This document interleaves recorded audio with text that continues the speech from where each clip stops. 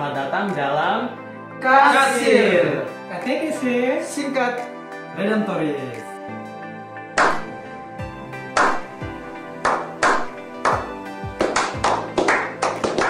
saatnya Redemptorisme KTKC.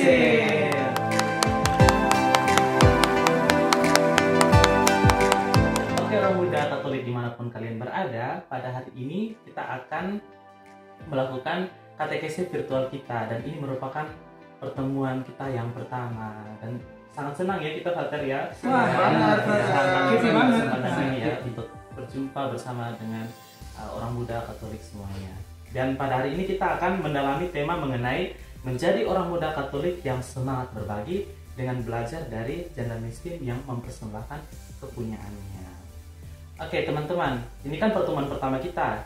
Tentunya pasti teman-teman di rumah penasaran kan siapa frater-frater yang ada di sini. Betul Ya. sekali. Ya, apalagi ganteng-ganteng semua nih ya. Wow. Ya. Dan langsung saja ya kita perkenalan dengan frater-frater kita, karena ada pepatah yang mengatakan tak kenal maka tak Sayang. Tak sayang maka isi sendiri. bisa saja. Oke, Ada wah. oke langsung saja ya, mulai dari frater yang ada di sebelah kiri saya.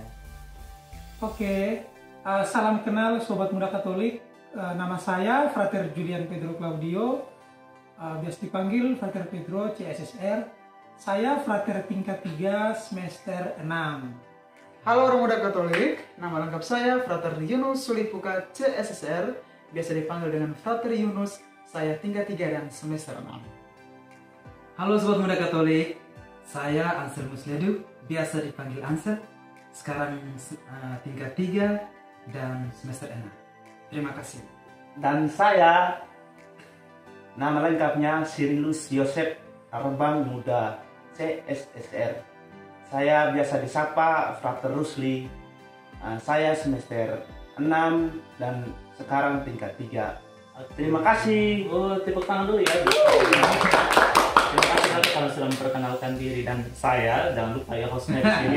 Ya benar-benar. Penting. Saya ini Frater Fulgensius Sabrinus Ora, biasa disapa Frater Avel CSSR. Saya sekarang Frater tingkat 3 semester 6. Oke, sudah kenal semua ya bersama dengan kami, dan tentunya sudah sayang kan. Sudah jangan baper ya.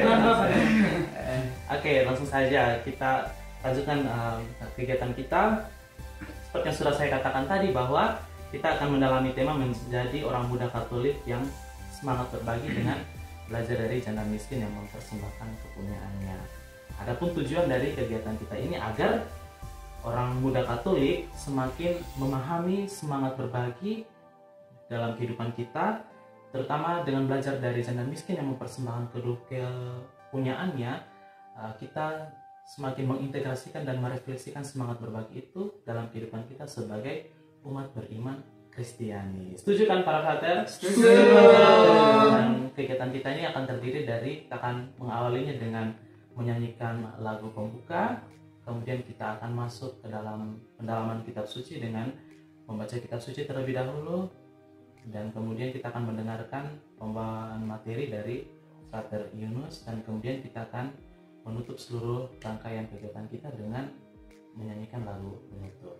Nah, sebelumnya saya mengingatkan kepada teman-teman di rumah bahwa nanti akan ada pertanyaan-pertanyaan reflektif dari Frater Yunus, dan kami berharap bahwa teman-teman bisa menanggapi seluruh rangkaian kegiatan ini dengan memberikan komentar di kolom komentar di bawah ini. Ya benar, Oke. Frater. Ya. Betul. Oke, langsung saja ya teman-teman, kita mengawali seluruh kegiatan katekesi virtual kita ini dengan menyanyikan lagu pembuka. Untuk itu, marilah kita menandai diri kita dengan tanda kemenangan Kristus.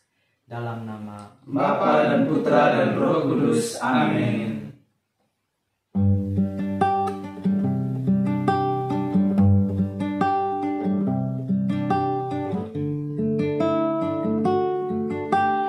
hari ini ku rasa bahagia berkumpul bersama saudara seiman. Tuhan Yesus telah satukan kita tanpa memandang di antara kita.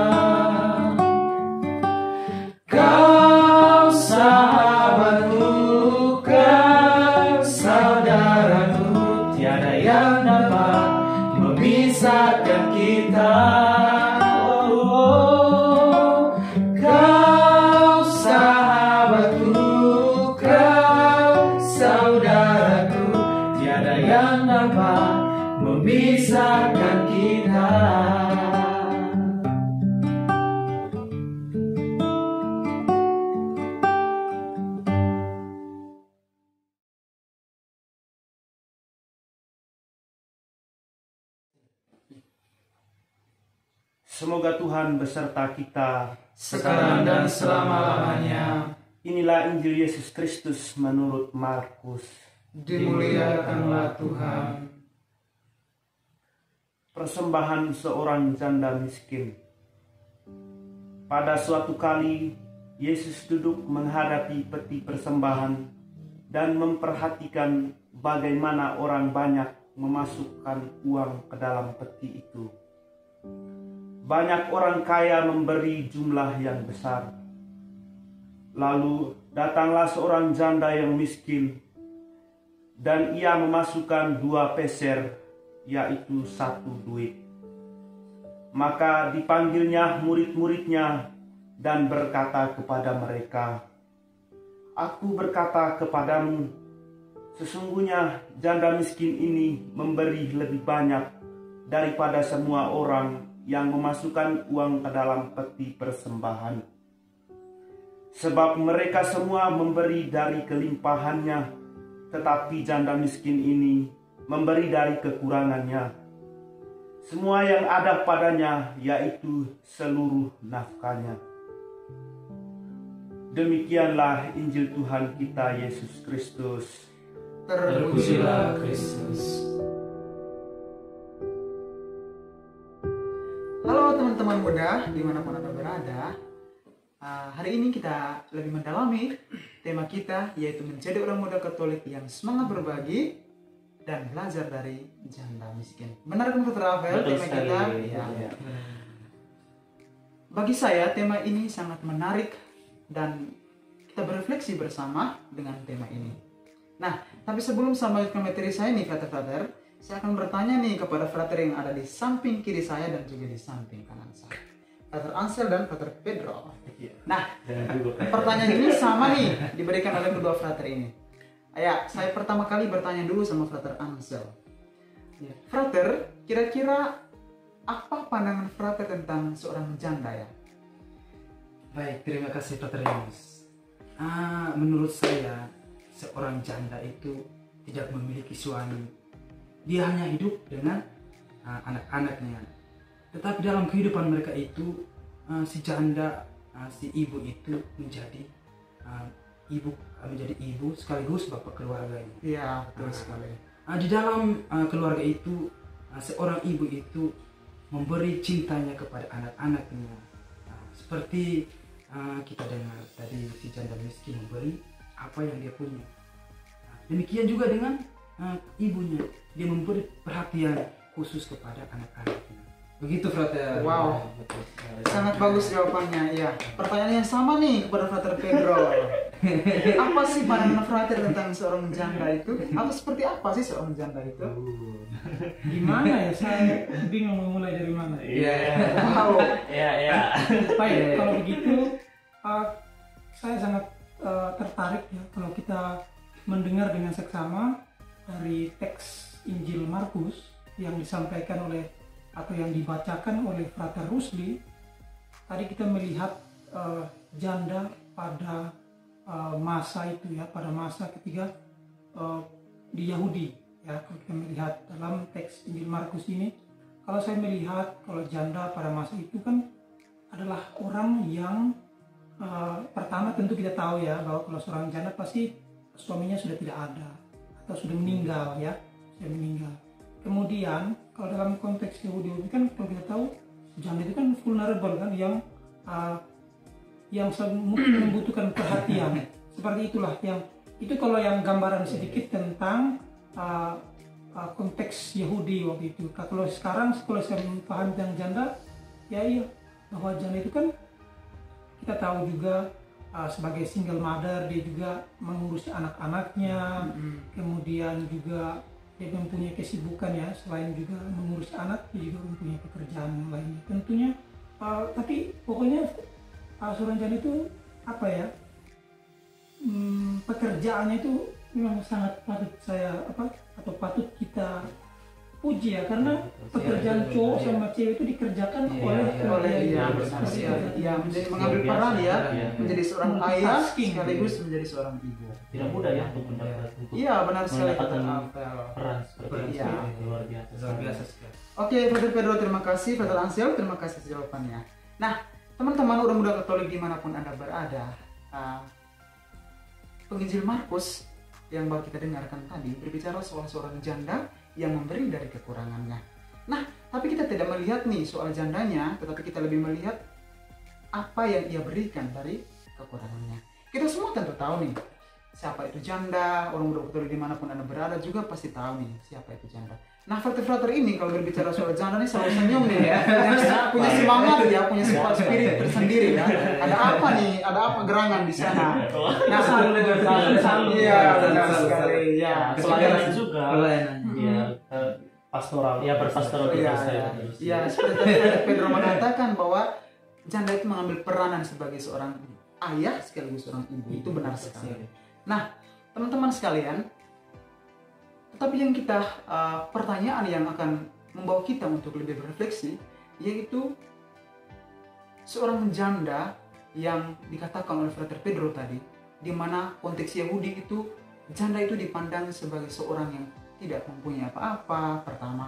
Lalu yang kedua, ia tidak mempunyai memiliki sesuatu pun dalam kehidupannya. Lalu lemah, orang yang mudah rapuh, dan bahkan tidak mempunyai peranan yang penting dalam kehidupan sosial pada konteks Yahudi ya, seperti yang ditekan oleh Frater Pedro tadi. Nah, pertanyaan reflektif bagi kita orang muda Katolik ini bukan soal teman-teman semua ya, tapi kami juga menjadi orang muda Katolik ya.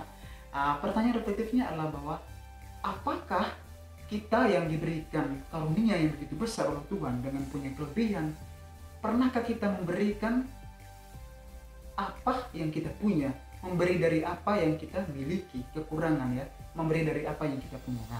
Nah, kita akan melihat lebih dalam tentang itu.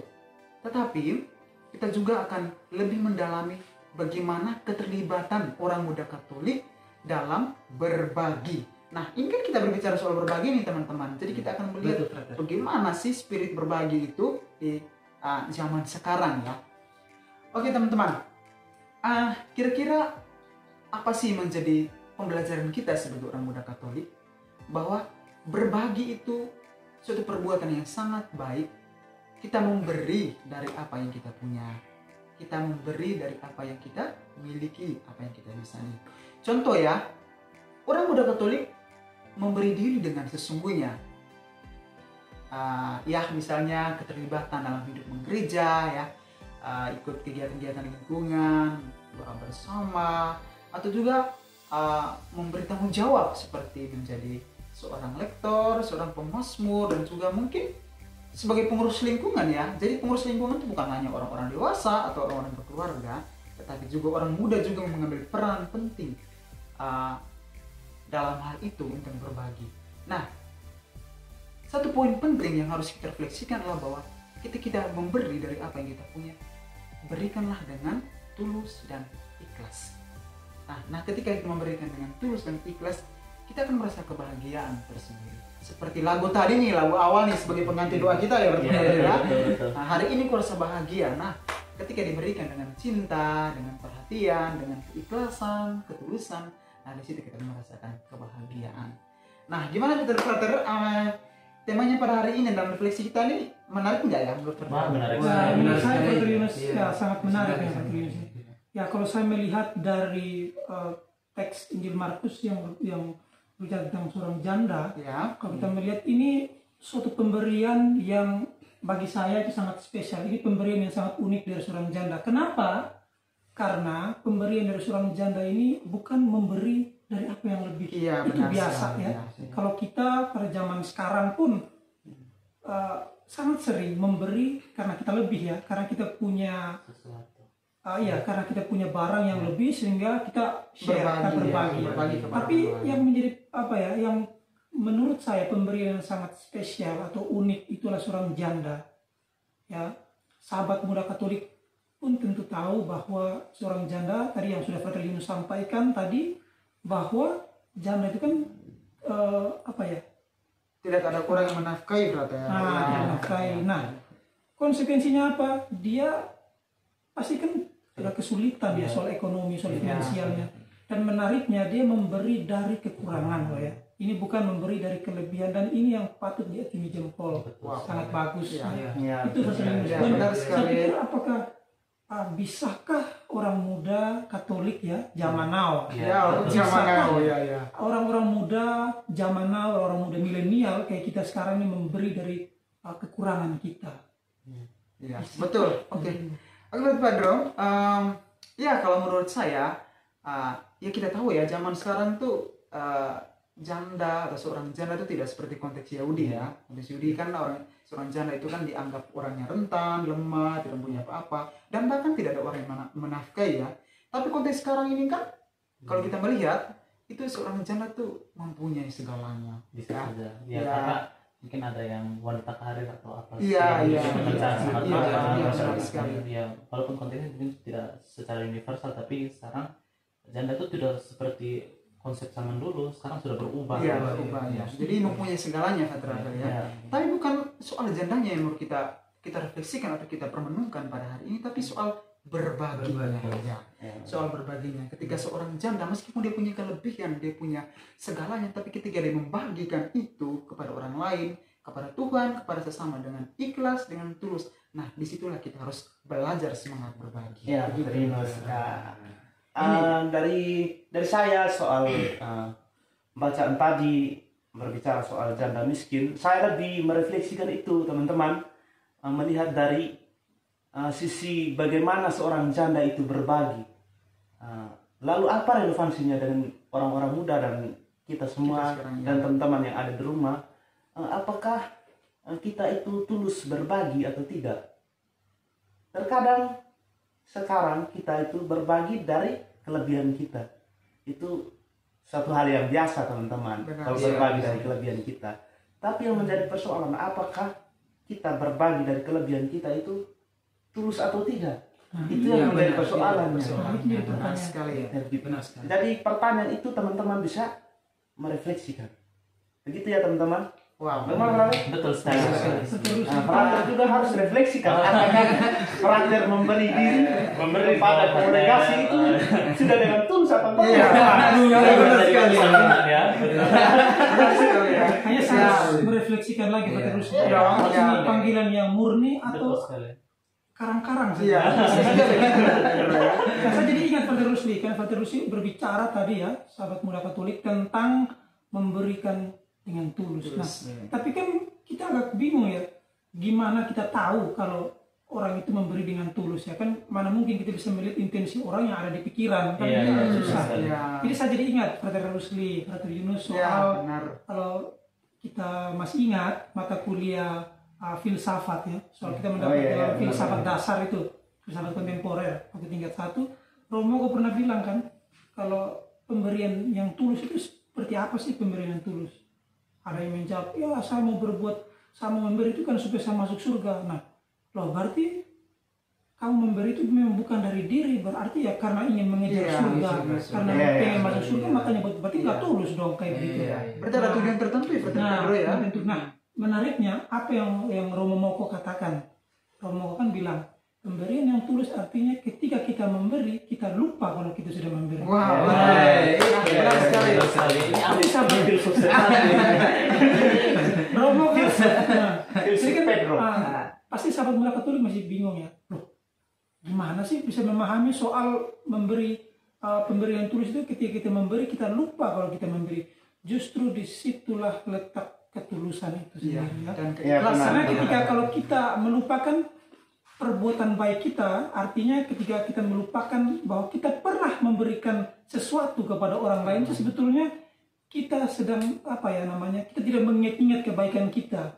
Seperti itu kan, kalau kita mengingat sesuatu, kalau macam misalkan ya, kalau saya ada berselisih paham dengan Frater Rusli, Frater Yunus, nah dan ketika itu Frater Rusli misalkan, kalau Frater Rusli kan pernah saya baikin toh,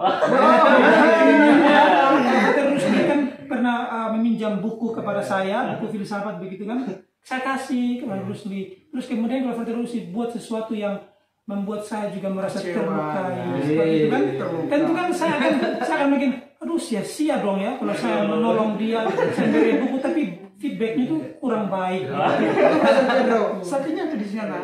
Sakitnya Sakit tuh di sini. di sini. Kayak gitu, Brother. Oke ya, ya poin-poin refleksi kita tuh sangat menarik dari Frater Pedro, dari Frater Ansel, dan juga dari Frater Afel. Nah, jadi teman-teman sekalian, kita sudah tahu bersama apa yang harus kita dalami bersama. Setidaknya kisah seorang janda ini menjadi pembelajaran, menjadi inspirasi bagi kita orang muda Katolik untuk terus berbagi dengan Tuhan, jangan lupa ya, juga dengan sesama kita yang membutuhkan. Lalu gimana nih kalau berbagi di konteks pandemi saat ini ya? Pandemi saat ini kan sangat merenggut kita, dan kehidupan ekonomi kita sangat merosot ya, dengan segala hal yang kita harus hadapi saat ini ya, jaga jarak dan sebagainya. Lalu bagaimana peran orang muda Katolik untuk berbagi? Nah, dalam refleksi saya, situasi ini itu membawa kita untuk menyadari bahwa pentingnya kita hidup dalam cinta Tuhan, hidup dalam kebaikan, yang selalu bersyukur kepada Tuhan. Semangat berbagi di tengah pandemi, ya kita tidak butuh ya kata-kata yang harus memberikan. Sekarang kan jaga jarak nih, jadi kita tidak memberi ya dalam hal materi ya, sampai berpapasan lalu memberi kan nggak mungkin ya brother ya.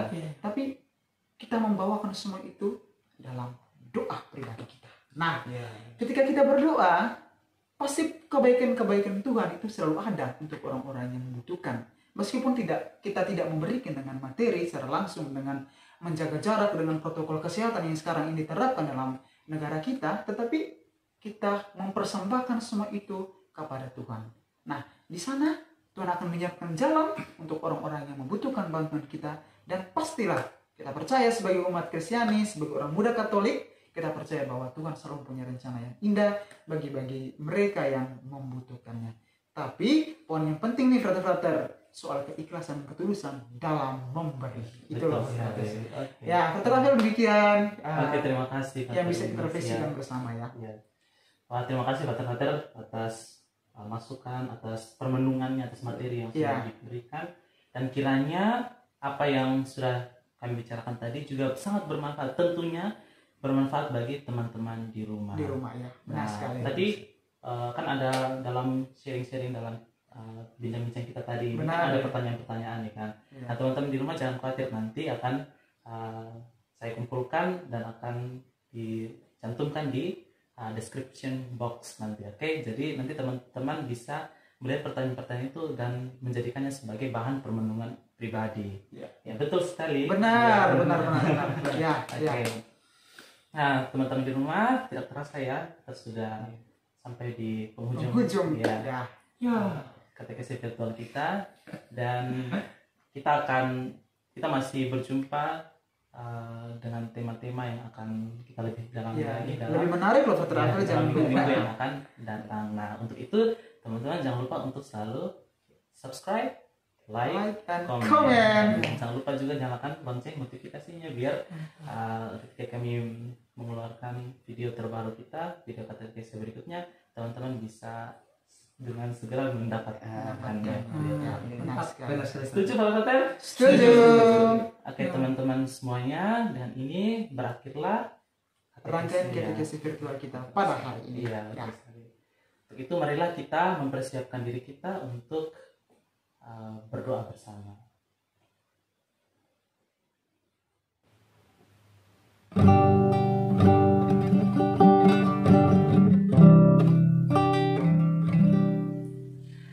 Ku tak membawa apapun juga saat ku datang ke dunia. Ku terima semua pada akhirnya saat ku kembali ke surga. Inilah yang ku punya, hati sebagai hamba yang taat dan setia padamu Bapa. Kemanapun ku bawa,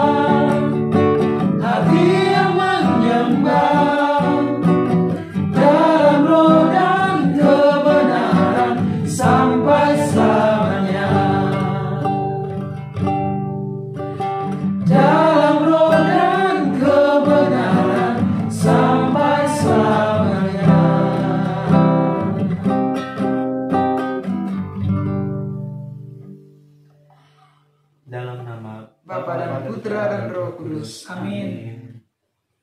Oke teman-teman orang muda Katolik dimanapun kalian berada, terima kasih banyak untuk ketersediaan waktunya, juga terima kasih banyak untuk kebersamaan kita bersama dengan para frater di sini. Para frater Oke, juga terima kasih banyak ya Terima untuk kasih, Frater. perbincangan kita untuk materi yang sudah dibawakan. Dan untuk teman-teman di rumah, jangan lupa untuk terus saksikan Kasih. KTKC. Singkat. Redemptoris. Saatnya Redemptoris berkata.